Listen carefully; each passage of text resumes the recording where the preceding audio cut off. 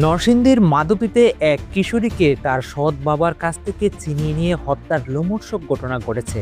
বৃহস্পতিবার সকালে উপজেলার কোতলির চর দড়িকান্দি এলাকার একটি সরিষা ক্ষেত থেকে ওই কিশোরীর মরদেহ উদ্ধার করেছে পুলিশ। স্বজনদের অভিযোগ, 15 দিন আগে ধর্ষণের শিকার হওয়া ওই কিশোরীকে এবার পরিকল্পিতভাবে হত্যা করা হয়েছে। পুলিশ ও প্রত্যক্ষদর্শী সূত্রে জানা গেছে, আজ সকালে সরিষা ক্ষেতে গলায় ওড়না পেঁচানো অবস্থায় একটি মরদেহ পড়ে থাকতে দেখে স্থানীয়রা পুলিশে খবর দেয়। পরে মাধবদীর বিলপাড় এলাকায় বসবাসরত নিহতের পরিবার ঘটনাস্থলে গিয়ে মরদেহটি শনাক্ত করে। নিহতের সৎ বাবার বাড়ি বরিশালে হলেও তারা মাধবদীতে ভাড়া বাসায় থাকতেন।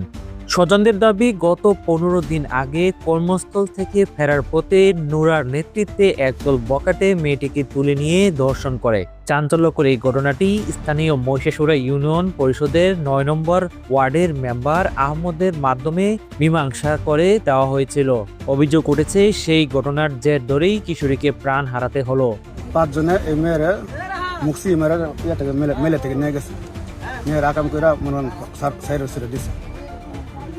আবার একদিন ঠেয়েছি, পরে আমার নিয়ম বলাম গেলে কইছে যে নিয়ে আসো গা, এটা আমরা একটা মীমাংসা করে দিই।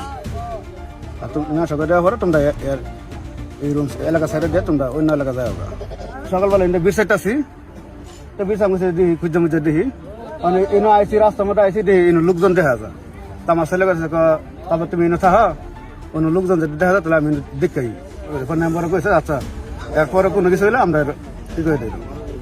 থানা যখন বড় মনে ছেলের মনে মেয়ের মনে আবার মারছে, আবার যেদিন দর্শন করছে তার 5 দিন পর আবার মেয়ের মনে খবর দেয় না মারছে।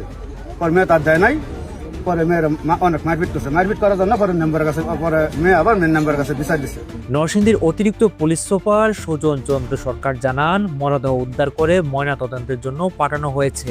এই ঘটনায় এখন পর্যন্ত কোনো লিখিত অভিযোগ পাওয়া না গেলেও পুলিশ অপরাধীদের শনাক্ত করতে ও রহস্য উদ্ঘাটনে কাজ করছে। মেহেদী হাসান, ক্রান্তিকাল।